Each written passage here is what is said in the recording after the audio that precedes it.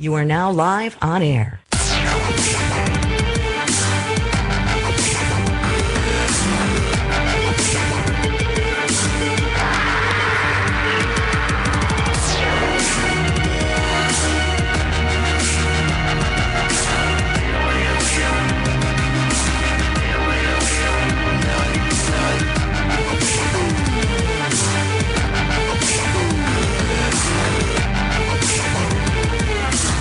Hello, folks. We are live once again. You are listening to Beyond Sight and Sound on the Detecting Lifestyle Radio Network. I am your host, Josh Kimmel, aka Treasure Seeker. No matter what the treasure is, I'm seeking somewhere. Unfortunately, I'm a little on the sick side tonight, battling quite a nasty head cold, but bear with me. We're still going to try to put out a show, and hopefully we've got some good information for the listeners, some good stories for sure. I just got to hear some myself right before we went live. Sounds like we've had some good news for one of the guests tonight, and we'll make sure and allow him to speak about that. But tonight, hunting and digging, and more specifically, digging in Virginia. I've got 3 guests tonight. Mr. Chris Engel, you all know, is a past guest and a listener favorite. Great information, 50-plus year veteran now, I believe, in the hobby off and on. We've also got Mr. Don Botting of Detecting Doodads and Mr. John Deville, LA Gold, on YouTube.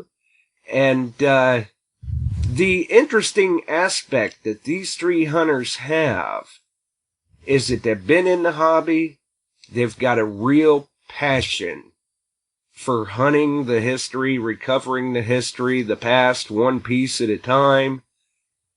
And all 3 of them, regardless of how long they've been in the hobby, this last weekend, DIV, was the first time that they have had the opportunity to join in that experience and share the finds that are being made, as well as make some of them themselves.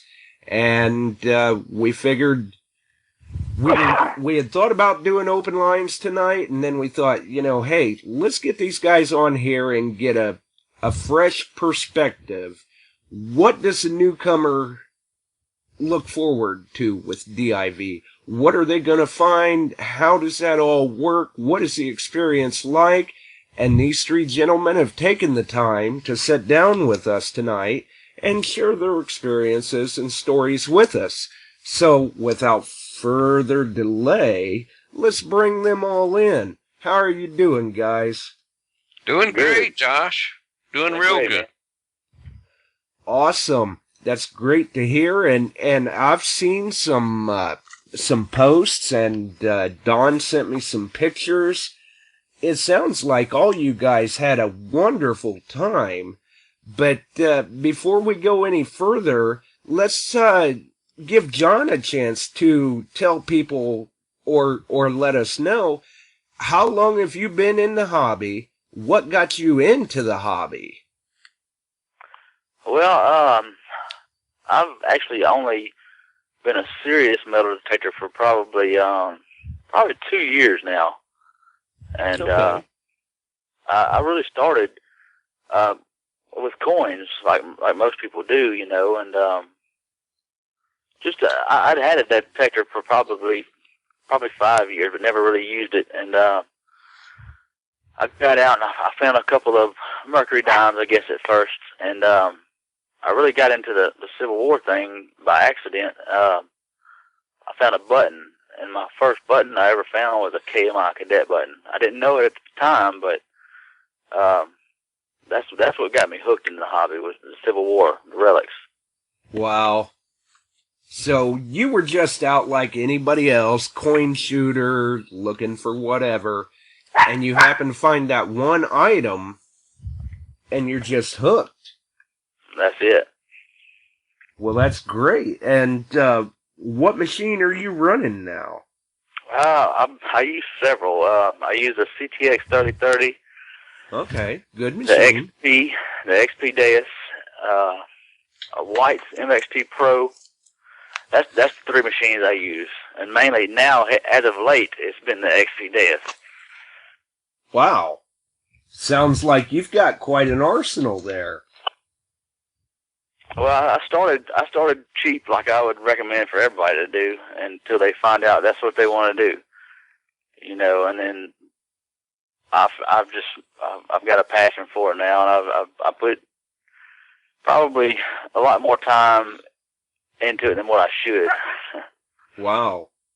And I guess just real quick, we'll cover here that you made, a few finds at the hunt, but then when you got back in Louisiana, you got some good news from a friend of ours, and even had some good news to share with him. Yeah, I did. My friend Kevin Strahan, KS Hollywood on YouTube, he sent me a message today, letting me know that I had made the cover of American Digger magazine with a dog tag that I found 2 or 3 months ago, 1897 Natchez dog tag. It was the oldest known dog tag for the town of Natchez.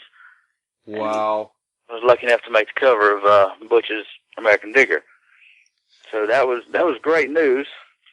And I called Don and let Don know that. And not long after I got off the phone with Don, I was out in the field metal detecting, scouting the field, looking for a campsite. And I've been out there for 2 hours, and hadn't really come across any good finds. I've dug quite a few Coke cans and such. And I was actually getting ready to leave the field to come back home to get on the show tonight. And right. I got one more signal, and it was another one of those Coke can sounding signals. And I made myself dig it, even though I dug so many cans already. And I popped the plug, and I seen this corroded piece of metal come out of the hole. So I grab it, and I hit it against my shovel. And when I do that, some of the corrosion comes off of it, and I see a puppy paw and a hook. And at that moment, man, the adrenaline took over, because I knew I just found my first belt plate. And I actually didn't know for sure what type of belt plate it was until I drove home. And ended up being a U.S. belt plate, man. I was stoked, excited.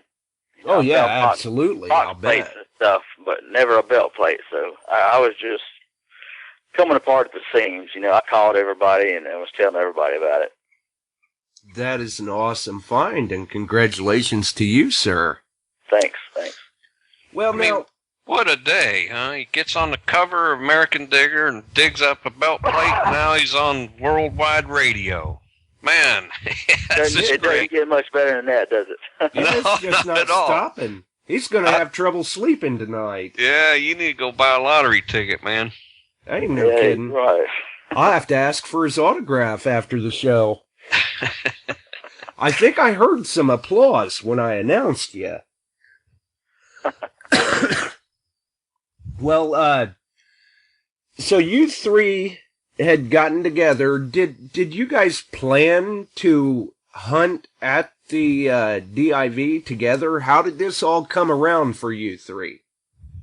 Yeah, I'm friends with John. I've hunted with him, and of course Chris is my regular hunting buddy. So John drove up to Virginia from Louisiana, and Chris and I flew into Washington and drove down to Culpeper, and we all just all met up and hunted there for the 3 days.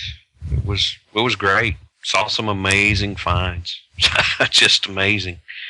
Oh, yeah, I'm sure by this point most people have seen the video of the breastplate and the gold coins and the silver halves. Yeah, so Mr. Jeff Brown was digging, got a signal, dug down, and pulled out a eagle breastplate and went hooper and hollering and checked his hole and pulled out 5 silver $half and 3 gold coins. So, just incredible, once in a lifetime. And it, the excitement's just contagious. It just feeds it. There's 300 hunters there, and we're all just as happy for him as could be. Right, I can imagine 300 hunters, and there's probably a fair amount of them huddled around one hole at that point. Yeah. And I thought, let's see, I know you were, what was it, about a half a mile away, and you even heard the excitement. Yeah, you could hear his hollers through the field. It was quite amazing. Now, was Chris, were you with Don when this happened, or were you off somewhere else? I was off somewhere else. I don't know about where I was. I'll tell it. There's so much land there to hunt. Of course, it's good to kind of split up but stay within, eyesight of each other. But no, I didn't hear him at all. Okay. And this was a sizable piece of property. What was this, like 4,000 acres, I believe? Yeah, over 4,500 acres. Yeah. Wow. There in Culpeper near Brandy Station, which was a big winter camp and a large battle. There were several large battles fought there. There was the largest cavalry fight during the Civil War.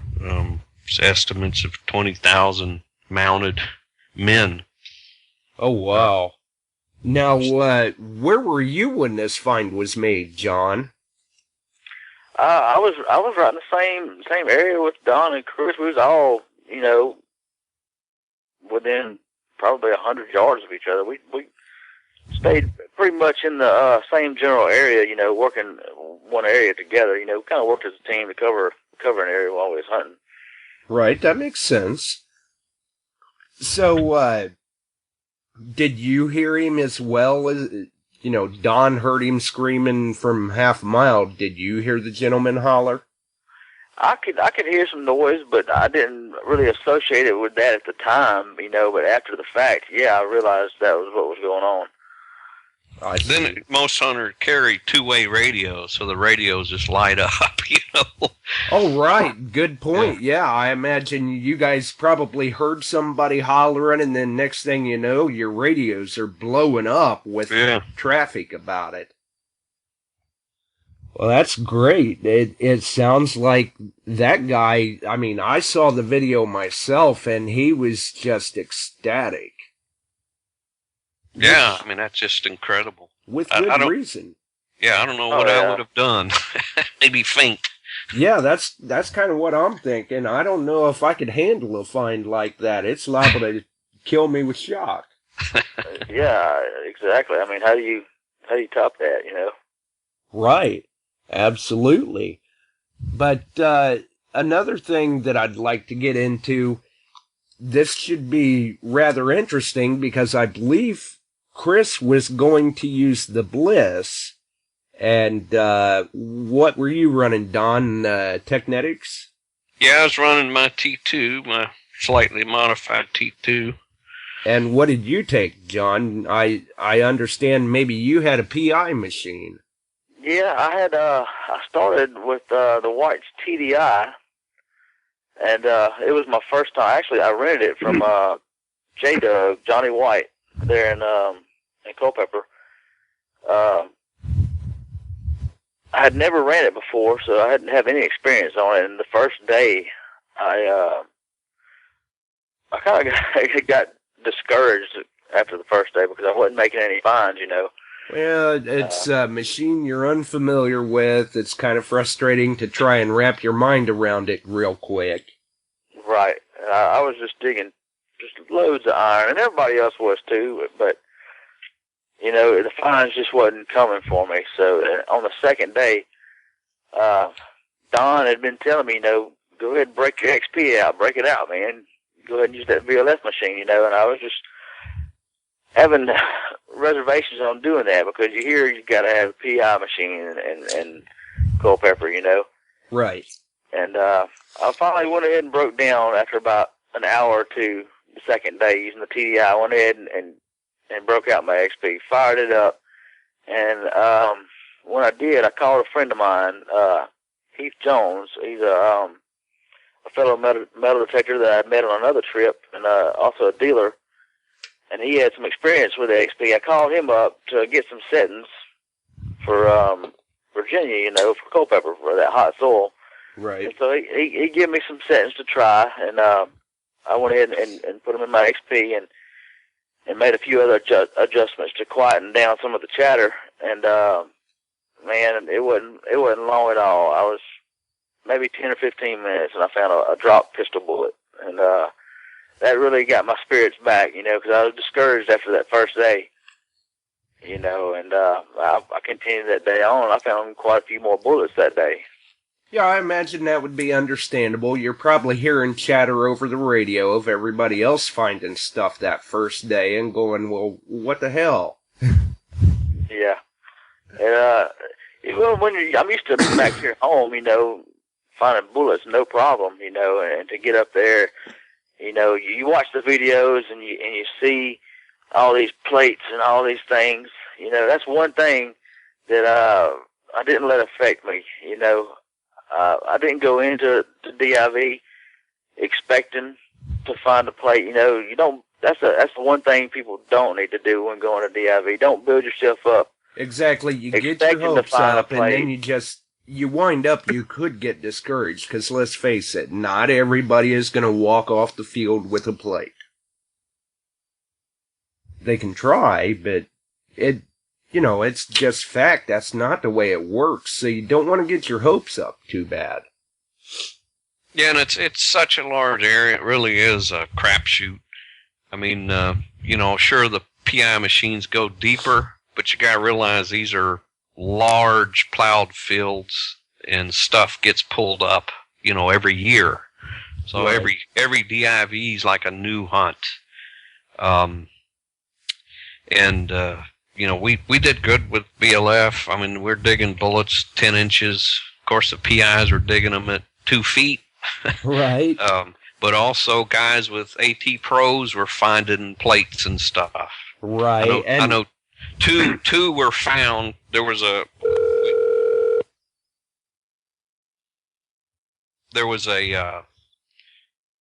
headquarters that we parked our cars at in the morning, and someone hunted there right by the trucks. No one had hunted by where you parked your cars. Well, 2 guys with AT Pros did, and each one found a breastplate or a belt plate. Wow. So an AT Pro, I believe, found a state of New York belt plate, and it's just kind of a roll of the dice, if you will. Right. It's just and still it boils down to you have to understand your machine, and even at that, you have to be lucky enough to get your coil over the target. Absolutely. Yeah.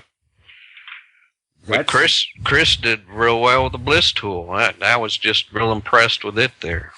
Yeah, how did you do with that, Chris? Well, it was it worked out real good. First time I had it in that soil, so it was kind of a tweaking experience, so to speak. I had to tweak the knobs here and there several times, but I did. I know, like Don was saying about those 2 guys on the breastplates. We went to a place called Button Hill, and Don and I immediately got out of the car, and both of us, boom, hit bullets right off the bat. But the Bliss tool did good. I did find a little small pistol bullet at about 12 inches, which I was kind of impressed with that small of a target at 12 inches. Well, yeah, absolutely.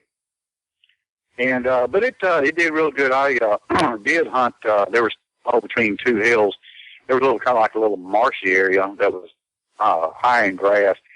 And I learned with that Bliss tool. I know when Don and I went over here a couple of months back, and in high grass, I mean, I keep that coil 8-9 inches above the ground, and if it hits them, it's going to hit. It did. I ended up finding 2 real nice flat buttons in that little marsh area, and but we were running kind of out of time because they were getting ready to have the barbecue, so we went to it and all, and then pretty quick after that dying, I had to leave.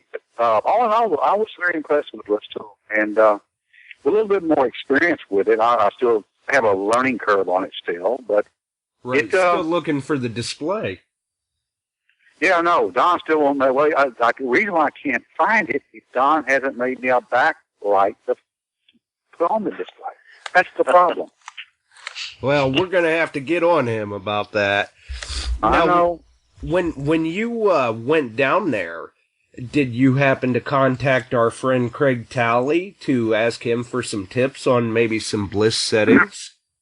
No, I really didn't. I was going to, and I thought about it, but, you know, you kind of get wrapped up in the actual hunt. You kind of let your mind drift from one side to the other. Right. And, of course, the people you meet. That's one thing I kind of went in, like Don said and like John said, is go, first of all, to have a good time. That's number one. Exactly. I really enjoyed it. I didn't have that many finds. But what I did find, well, a lot of new friends, especially John. I mean, I tell you, John is awesome. I'm just totally thrilled to have met him. I'm going to brag on you, John, because you're a good guy, believe me. And he and I... You and Mr. Don are two great friends, as well as detectors. Well, you guys are okay, but my new favorite friend's Turtle Man. Oh, yeah. Yeah. Don, Turtle Man. you need to tell him about that experience, Don, Turtle Man. So we were at the hotel, came in from a long day at the field. We hunted from sun up to sundown, and long day in the field, and I was getting something out of the car and heard this distinctive voice and looked up, and it was Turtle Man. I gave him the Indian yell, and oh man, it led into a 2-hour-long discussion with the guy. He was just a So anyway, he was at the hunt with us, and it was neat. Well, that was kind of interesting. I'm sure to get to meet somebody like that. Yeah, it was great. It was interesting. And I'm sure that there were a lot of stories traded back and forth. A lot of finds to be seen, too. We're going to take a quick break, and we'll get right back into this, because I'd like to hear about some of these finds you guys saw, so we'll be right back. Are you a metal detecting enthusiast looking for a new machine? Maybe you're just getting started in the hobby, and you're not sure what machine to get. Get down to earth and into the dirt. Contact Mike, the Buckeye Hunter of MT Detector Sales. Mike is an authorized multi-line dealer of MineLab, Garrett, Technetics, and Tesoro. Don't deal with someone who may not even hunt. Mike sells what works and uses the brands he sells, specializing in such models as the MineLab E-Track, CTX 3030, Garrett AT Pro, and Tesoro Outlaw. Get down to earth and into the dirt with MT Detector Sales. MTDetectorsales.com. All right. I guess, too, we should throw the call-in number out there in case anyone else has any questions for you guys about your experience at the hunt, too. So if we've got anybody that doesn't already know the number, that number is 419-549-5744. Now, let's go ahead and start to cover maybe some of the finds that you guys saw. Maybe you guys saw something that was really interesting or just an amazing condition find. Let's see, John, how about we start with you? Something that you kind of walked away from the hunt remembering? The one thing that kind of struck me that I'd never really noticed before, I believe it was a McClellan's Cape pin. Oh, I saw a picture of that. That was nice. You know, if I never really realized what those was until then. If I would have dug something like that, I probably wouldn't have thought it was anything. You know, I'd never really realized what they was. I probably would have thought it was something newer until I saw that. And that was the one thing that kind of struck me as different, something that you don't see every day, and you hear about the CS tongue and reefs and things of that nature, but those you never really see or hear of them. And it was in some pretty decent shape the way it looked. Oh yeah, absolutely. Now, do you know how deep that was?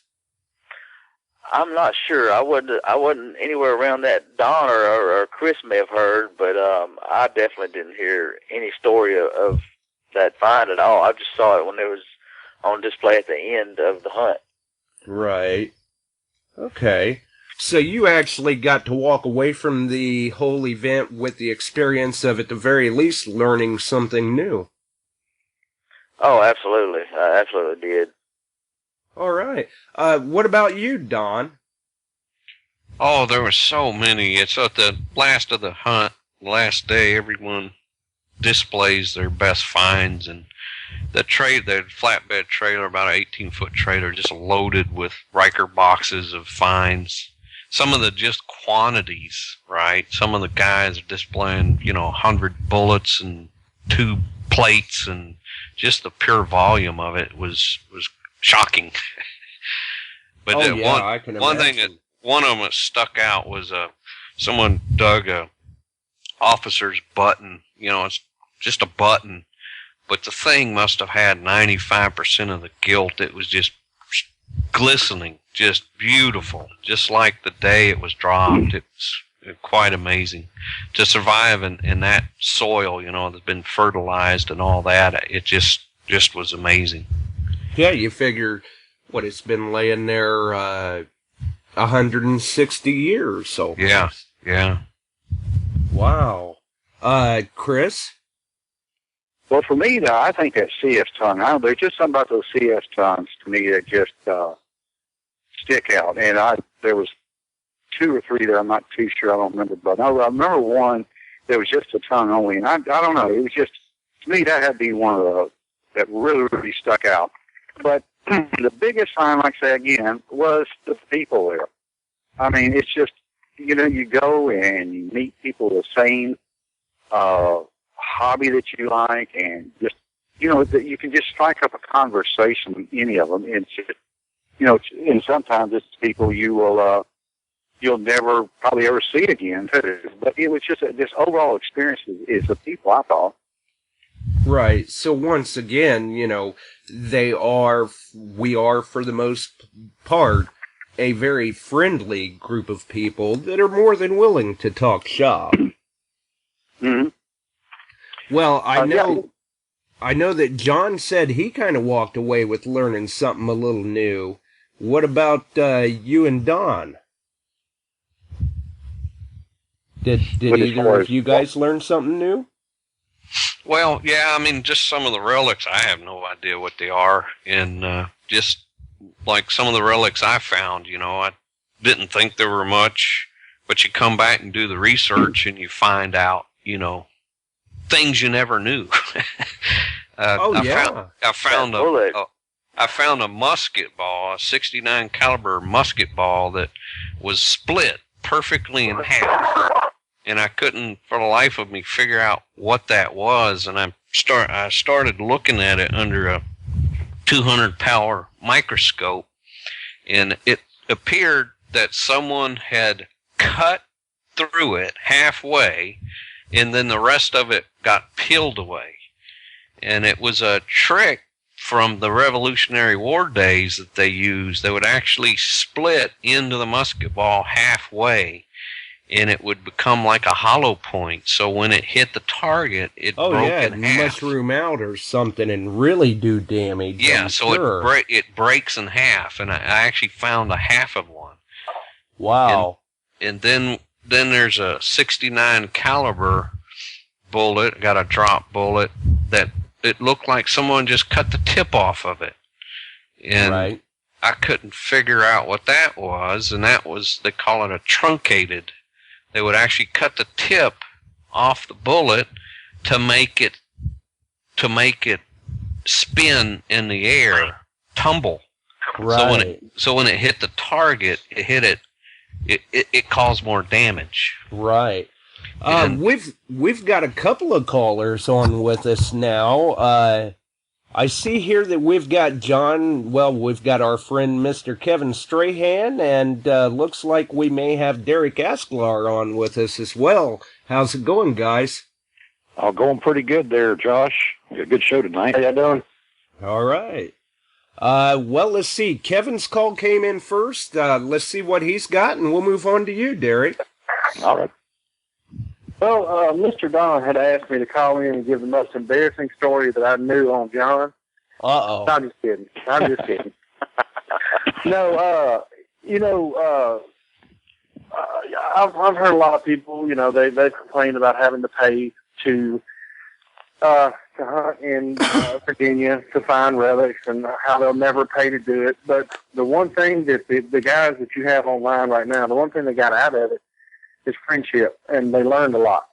And that's the reason we have a group hunt coming up where they're going to come and we're going to hunt the Siege of Vicksburg and see what we can't find there. And we've all talked and we've all said that, it doesn't matter if we find anything or not. The fun we're going to have is sitting around a campfire at night talking about what we found and what we didn't find and stuff like that. So what they did, they paid for an experience that you can't get anywhere else. I mean, that's where the Civil War originated. The first battle was there, and it's a good experience. Oh yeah, and I'm sure this is something that they'll carry with them for many, many years, if not the rest of their lives. Yeah, that's definitely one thing it was for me. Is a DIV to me, and what I feel like it should be for everybody is not totally about the finds, it's about your personal find, not totally about your personal finds. It's about the entire experience, and the money part of it, it was worth every penny of it to me, because for me it was the camaraderie that you get out of it. For me, Don and Mr. Chris, for sure. And then the experience of meeting the great people you get to meet and absorbing everything that had to do with DIV made it worth every last penny to me. And let me tell you, it is the most organized hunt. Miss Rose and Mr. John Kendrick are the organizers of the hunt, and they do an outstanding job. I mean, everything is planned. The pre-hunt meeting is in a large auditorium, so you have 400 metal detectorists in there. They have medical teams, they have doctors on the staff. It's just the most professionally run hunt that I've ever heard of. It's just amazing to experience. Awesome. Well, thank you. I'm gonna get off here. Let Mr. ask some questions, and good show again. You got three great guys on, so just waiting on them to teach me something though.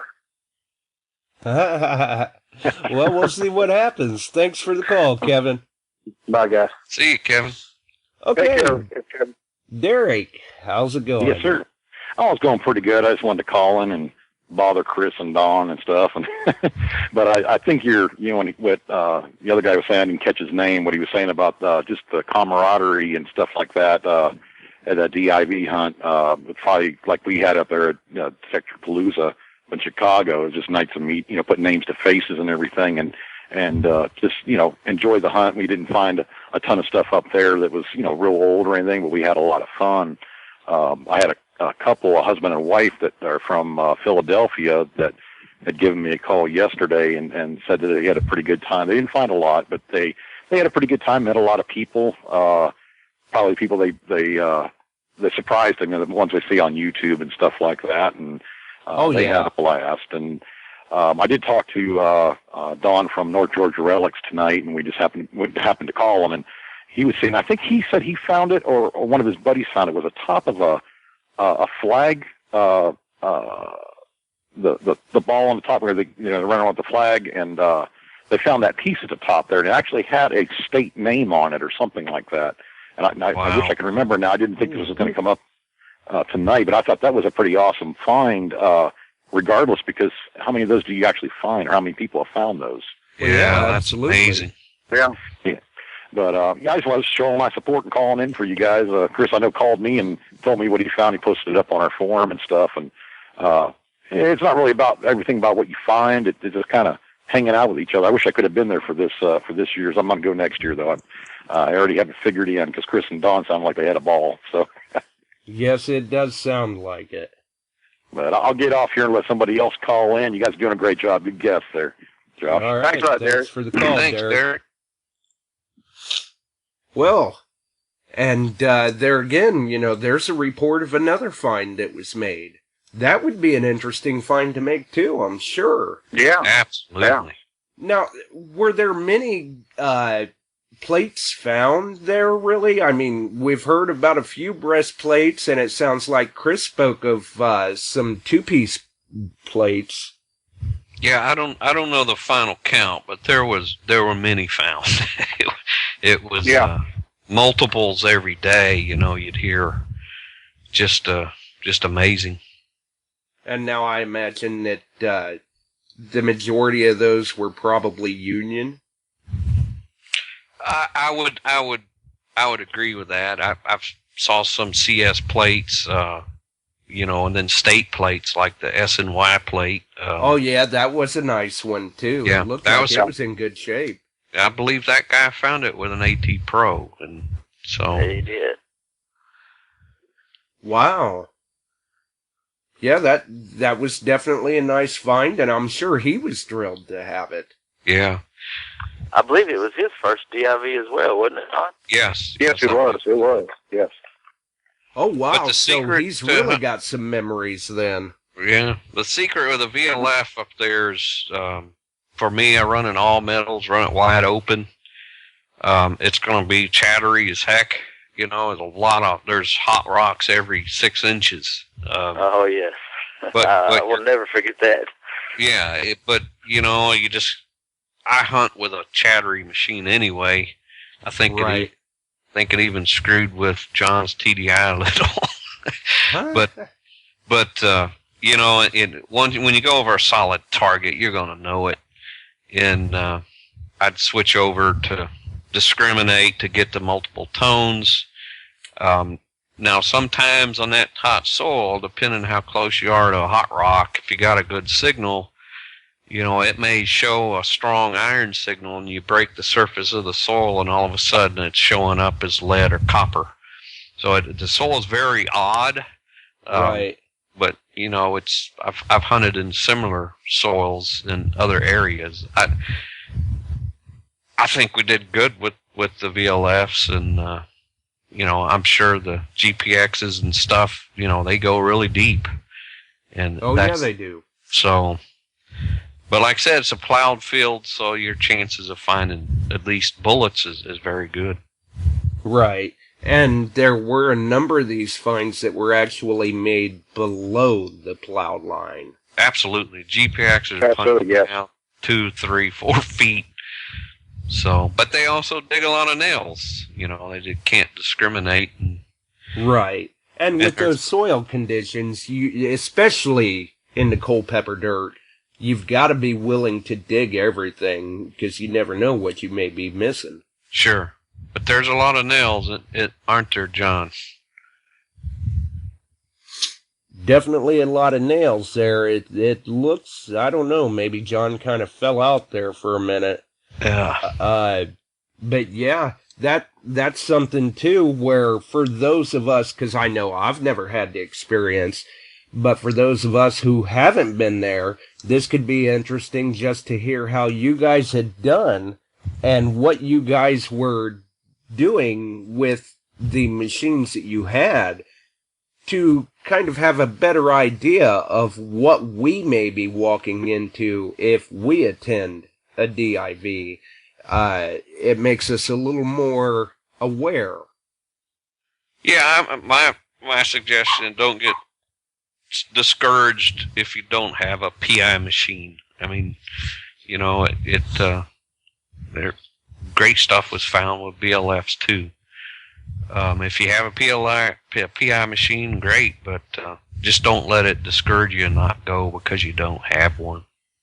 Yeah, well, I just go to show you those guys finding those plates for the AT Pros. But like Don said a while ago, it's almost like a crapshoot. You can, guy can be following you, and you can be ahead of him, and you can swing and miss a target by an inch.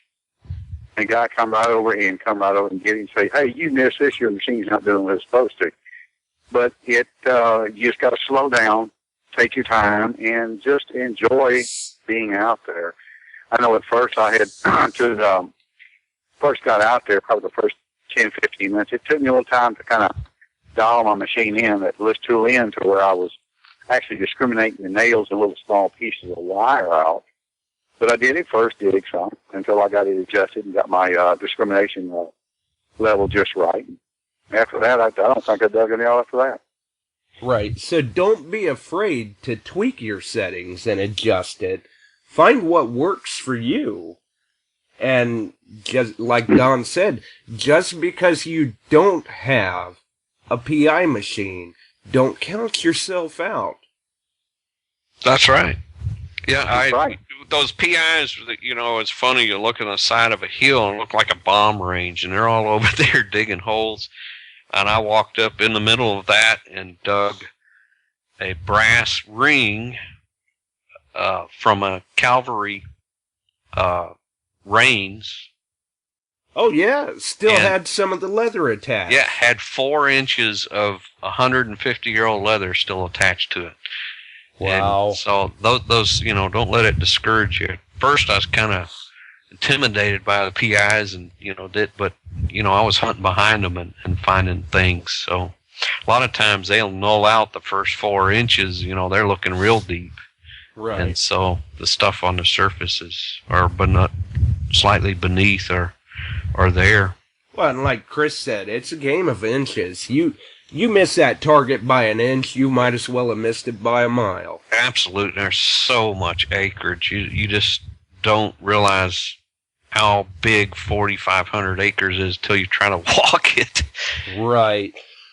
Which that brings to mind another good question. You gentlemen had said there were somewhere in the neighborhood of 300 hunters here, correct? Yes. Yeah, I believe so, yes. Was there an issue, maybe some areas were more congested than others as far as the concentration of hunters in certain areas, or was there plenty of room for everyone? It was so odd because we would drive to one field and there may be 2 cars there. I couldn't imagine there were 300 people hunting there. We hunted fields, never saw a person. And of course, if someone dug up gold coins, that area kind of automatically got congested. But oh yeah, absolutely. But it was eerie that there's 300 people doing the same thing I'm doing here, and I don't see anyone. Right. So you guys weren't really running into a lot of people necessarily, and then you get this overwhelming sensation in a sense when you get back to the main hall or gathering place or whatever, and you see all these people. Yeah, it was very, very odd. Wow. Yeah, that's one thing I didn't like. So, you really had your own space to detect. There wasn't anybody really interfering with anything, and it was really quite enjoyable. I know the thing, it's a 3-day hunt, and of course you think, oh man, I got to go like night and nothing. I got to get here, and then I got to go this field, and I got to go this field. Well, you really don't have to. I know we didn't really do much jumping around. We would pretty well hunt one field probably for half a day, and then we decided, well, let's go try another field. But we did take our time. That's one thing we did do. We didn't really rush. Yeah, that's not bad method to go by either. Don't get in a rush. You may miss something. Who knows? You never know. And the last day then, I'm assuming it was the last day, were most of these hunters, I assume pretty much the majority of them attended all 3 days. And then at the last day, everyone's displaying their finds and everything. did you guys get to see pretty much everybody then and talk with, oh, we've got another caller. Go ahead, caller. You're on with myself and the 3 DIV hunters. Hey, this is Craig Talley. Craig. Mr. Talley. Hey, what's up, guys? Oh, not much. This is Craig. What's going on? Oh, not too much. Chris, you don't need my help anymore. Well, I don't know. I mean, you've got that thing dialed in. I mean, if you dug, a pistol bullet at 12 inches, that's pretty damn good.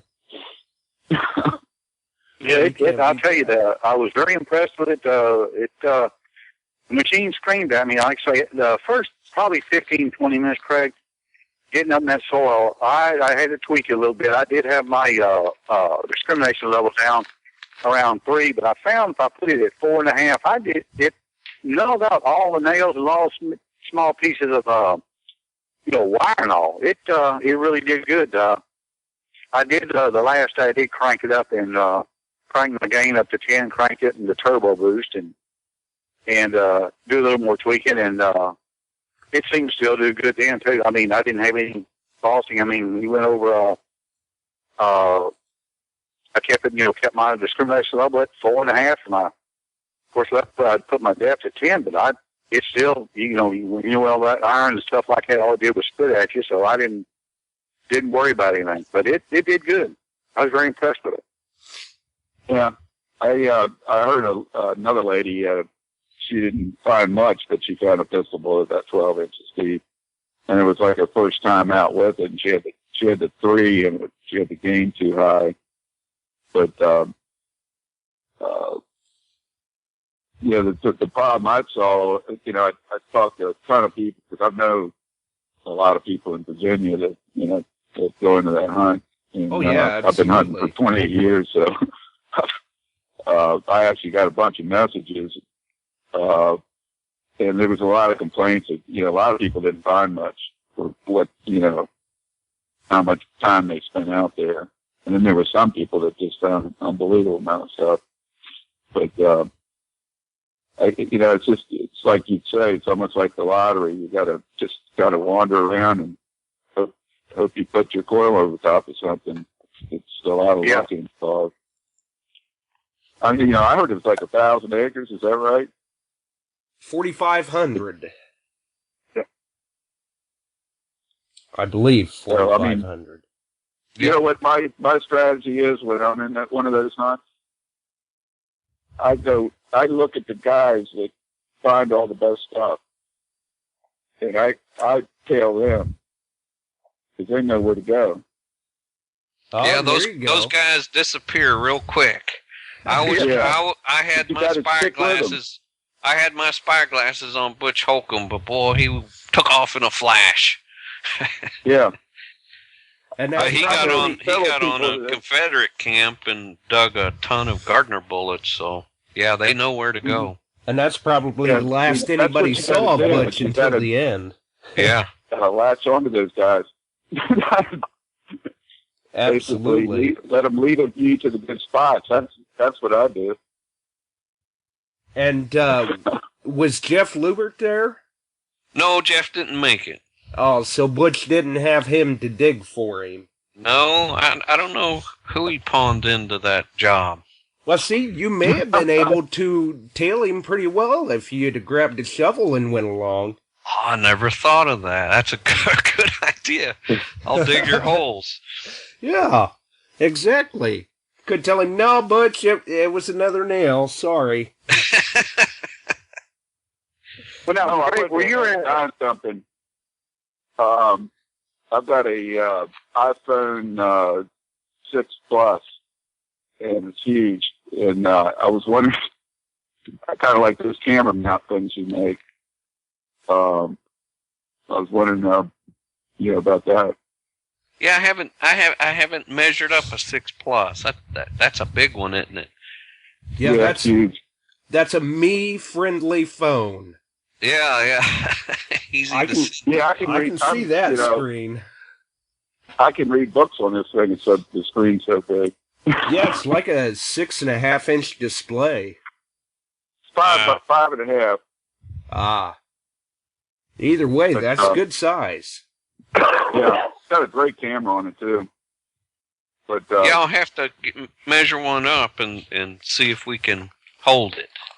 Maybe Craig can send you his to try out. There you go. yeah, right.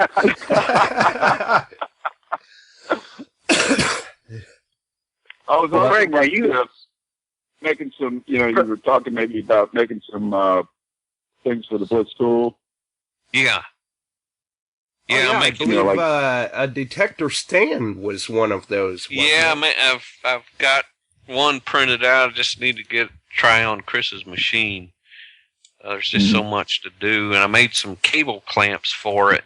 That instead of wrapping it, you can really, because we got a little interference on Chris's machine just because the cable was slightly loose, and it's so sensitive that coil was picking up that cable movement. Oh, wow. Yeah. Yeah, so I'm making some clamps to clamp that cable real good down low. Ah, there you go. So once again, Yeah, you John always is want always to, being what kind creative. of machine you want to keep that, wrapped tight to the coil, to the shaft. Yeah. And once Yeah, Craig, again, being creative about it. Mm-hmm. Yeah, Craig, that wire was just loose enough to every time I'd swing it, it was just vibrate enough. And that V5 it's very sensitive, and it just picked it up, man. Of course, I use it. I tried that 15-inch, which I was telling Derek that 15-inch does fantastic. It's so easy to pinpoint with. It ergonomically or the balance of it takes away the balance away just a bit versus 11-inch. 11-inch, when you have it on that 11-inch, you don't even know you're swinging a detector. It's just that well balanced. Right. Well, we thank you for the call, Craig. We've got another caller here to get to. All right. Have a good one, you guys. You too. Craig. See ya. All right. Go ahead, caller. You're on with myself, Chris Engel, Don Botting, and John Deville. Well, hello, fellas. This is Swansea Searcher, Josh. I think you know who I am. Yes. Hello, Swansea. How's it going, Swansea? I had a question for these guys that are going to the DIV thing. I'm a big button guru, and we talk about the coins and the plates and everything else, but I was just curious, what kind of buttons are these guys finding, or sword scabbards and everything else? Is this stuff coming up out of the ground, too? I know it's not as famous as the plates and the coins, but what kind of this stuff is coming up as well? Well, Chris found he killed it on flat buttons and found a nice button.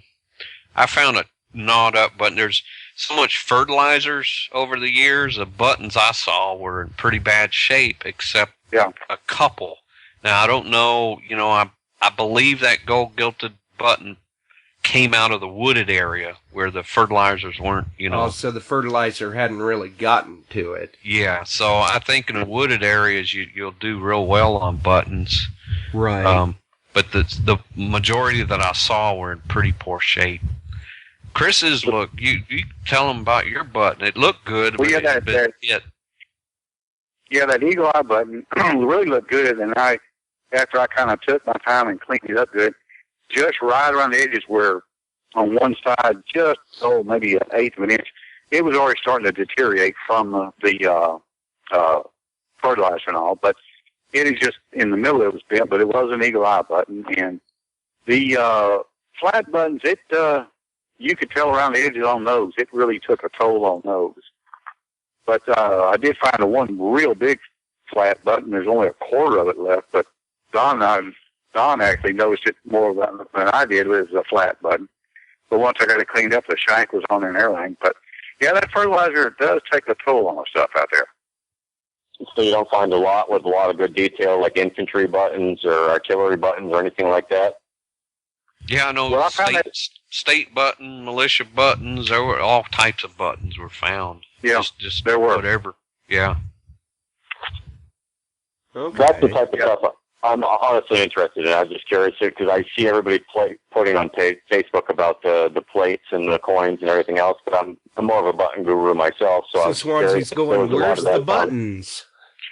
Yeah, being from Texas, that was, my utopian find would be a Texas Star button, but I Yes, find yes. any.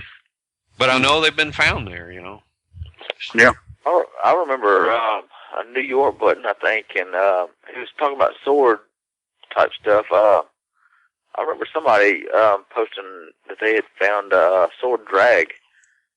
I don't know. Yes, yes, I saw that too. Yes. Wow. Wow, and what, you saw this on the last day, I guess, when all the finds were displayed? Yes.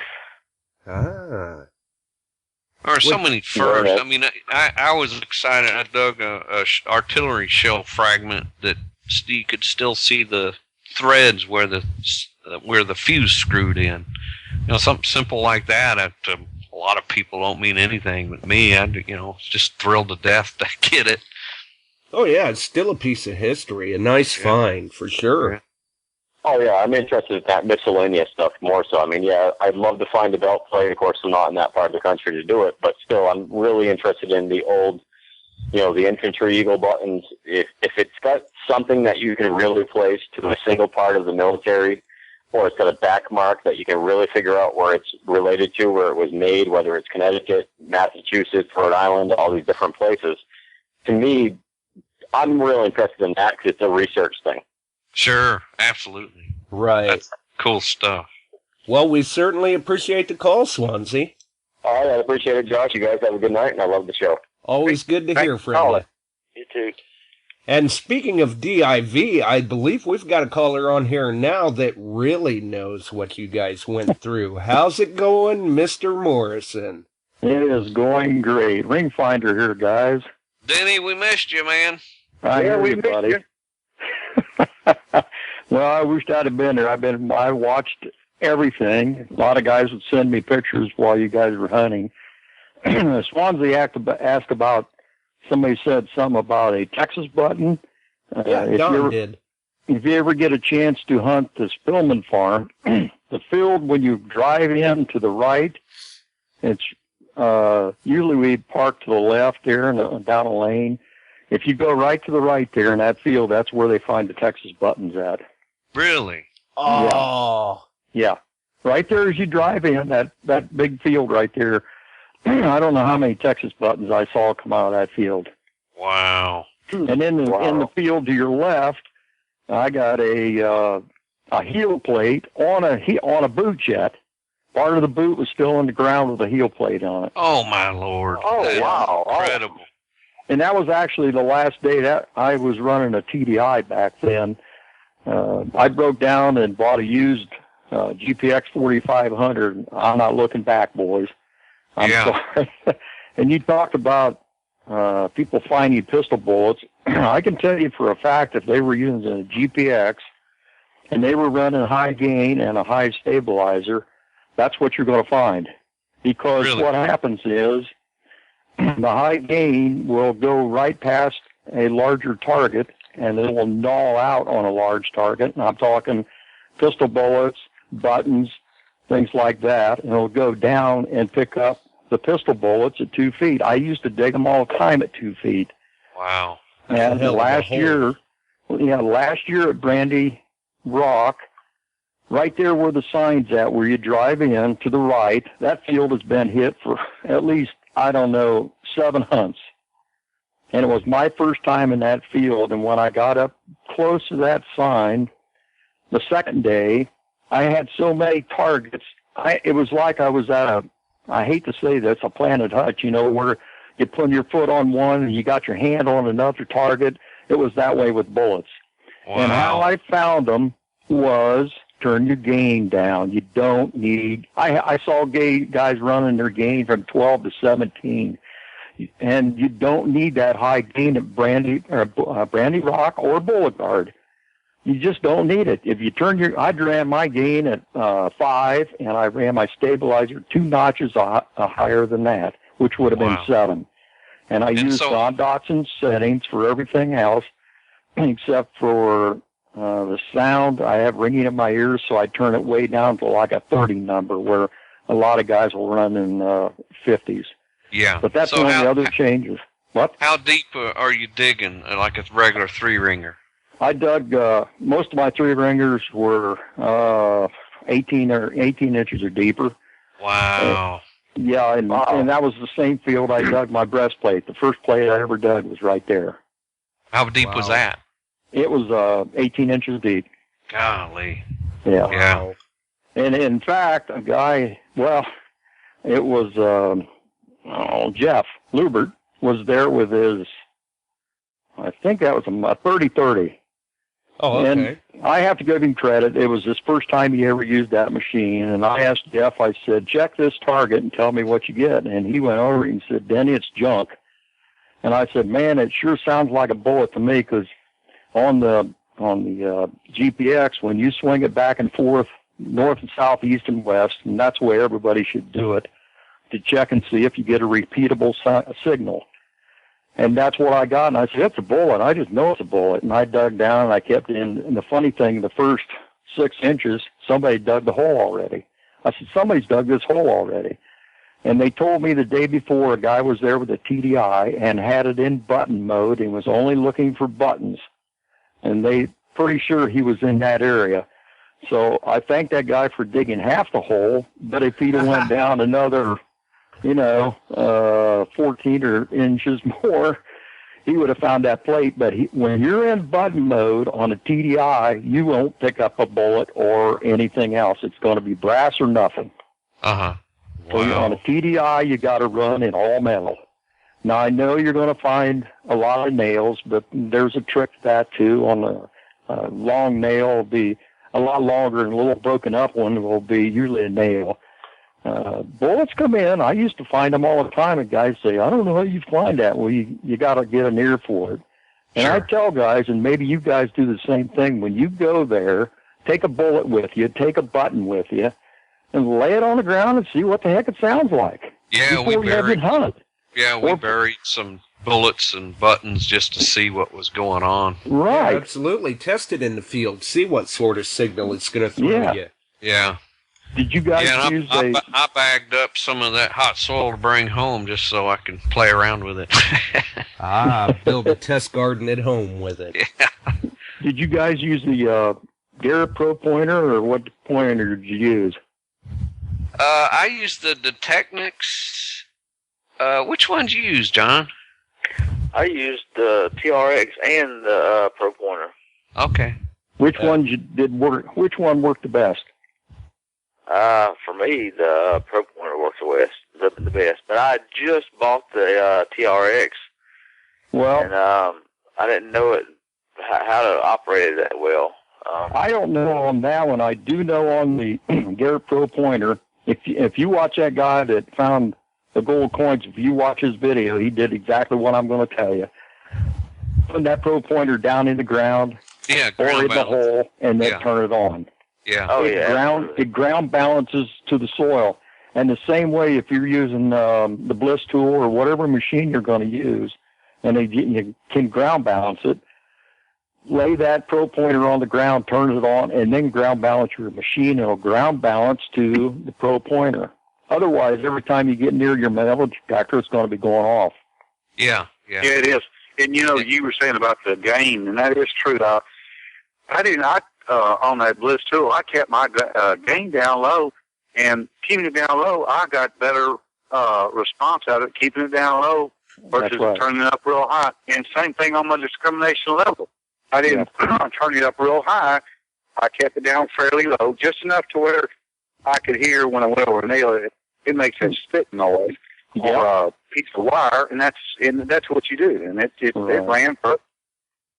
If you would have saw Joe Fragapani, and I think he goes by Hunter Joe, he could have showed you how to set up that Bliss tool, so you'd have found relics there at Beauregard. He was that good. He was the first guy to use one there, and he rides with me all the time when I do drive at DIV. And he is excellent on setting that machine up. Really good. Wow. Yeah. All right. Yeah, you got to ask around. I mean, I try to help guys. I'm out in the field and see what they're doing. I'll call my buddy and say, Joe, come over here and give this guy a hand. You know how to set up his machine. He's excellent on TDI. My partner is excellent on the Garrett Infinium, and I'm getting better and better at the GPX. But I know you guys did what I usually do. If you ever see me out in the field and I haven't moved for an hour, you better be close to where I'm hunting because I'm finding something. Right. Usually when I hit a spot, I hunker. If I'd have found those coins where that guy was at, I wouldn't have told everybody in the world, but I guarantee you, I would have dug that on out because I bet you money that was a hut site. And he that's didn't a good do it. possibility. Yeah, anything was that deep or in there, that had to have been a hut site and wasn't no trash pit. Normally the soldiers would have had a hut site and they'd say, well, I'm going to bury this in the wall. And if I go out or something, he may have left and he may have died right there at camp. Yeah. And nobody ever found it. Yeah. I believe they dug that out. Yeah, I'd have been digging that baby out because I just believe in my own mind that was a hut site. And maybe they didn't go deep enough. Yeah, I believe they dug the hut right there. Yeah. Well, I bet there was more. Have you guys ever dug a hut? No, oh, no. I never have. How about a trash pit? No. Okay, at 2 hunts ago, and I can't remember what the name of that farm was. It was over, well, I forget what town it was near. It was a place we had never hunted before, and that was my first hut I ever dug. And trash pit. I dug a trash pit with 16 canteens in it. Wow. And we got one whole canteen out of it, and most of the rest of them were all canteen spouts, and there was no writing on them. But before that, I dug a hut, and my partner and I got 30 bullets out of it. I got cross cannons out of it, and I got my first pickle bottle out of there. Wow. So how deep did you go, Denny? I went 4 feet. 4 And what happened is I dug a bullet and a button at 2 feet, and the guy was right behind me, and I can't remember his name. He said, dig that hole, that's a hut. And I kept digging, and the more I dug, the more bullets I got. And then I hit the bottle first. I didn't hit it, but I found it. We dug that out. And then we kept digging, and as you know, we throw the dirt up on top. I go over it with the GPX, and that's how I found the cross cannons. And we just found all kinds of stuff. Yeah, it was crazy. Sounds like it was a good time. It was, and I hope we get to go back there because I read this book also, and I don't have it down here, but how they did the huts was they had 4 huts, and then they'd have a trash pit. And they'd have 4 huts and a trash pit. And right where we hunted at, guys were digging trash pits out to the east of us, not too far from where I was digging. So, oh man. And one guy dug, somebody said something about New York buttons, and I can't remember Tony's name. He's from New Jersey. He dug out 17 New York coat buttons in perfect condition out of a trash pit. Wow. Yeah, golly. somebody might have got diseased or something, and they just burnt the whole coat. They burn it. Yeah, I heard threw they the whole did that. coat in the trash. Yeah, I heard if they got yellow fever coming through, they just burn their clothing and everything. Right. Well, thank you for the call, Denny. Yep, I better get off here. Nice talking to you fellas. Talk to y'all later. Okay, see you out there, Denny. We'll see you. All right. Well, we're pretty much at the end of our rope here. Anything that you 3 gentlemen would like to add before we go? Oh, I'd encourage everyone to go to mytreasurespot.com and follow DIV, and if you get a chance, sign up to go. It's just an incredible hunt, well organized by John and Rose, and just get out there and dig. All right. And John and Rose are the nicest people.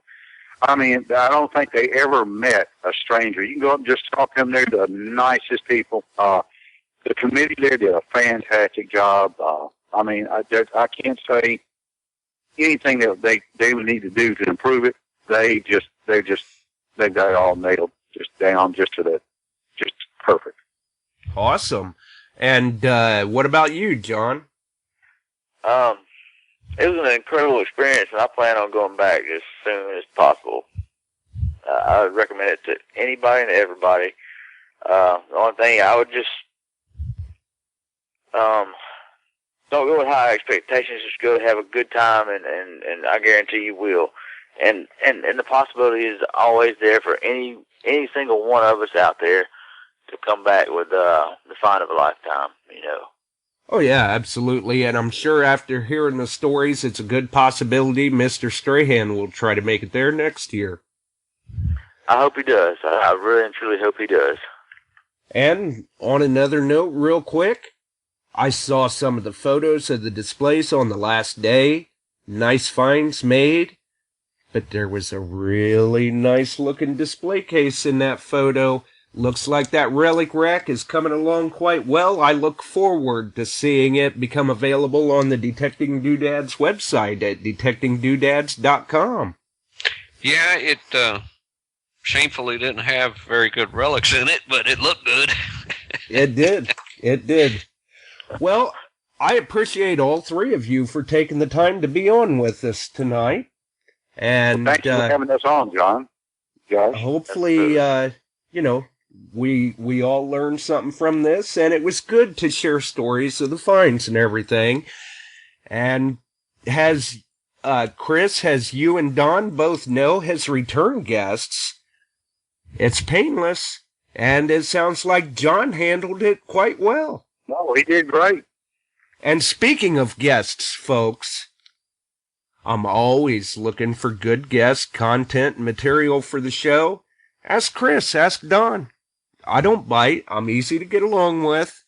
Drop me a line, let me know, or if there's a topic you want to hear. And by all means, if you enjoyed tonight's show, like, rate the channel. It's always nice to see the support from the listeners.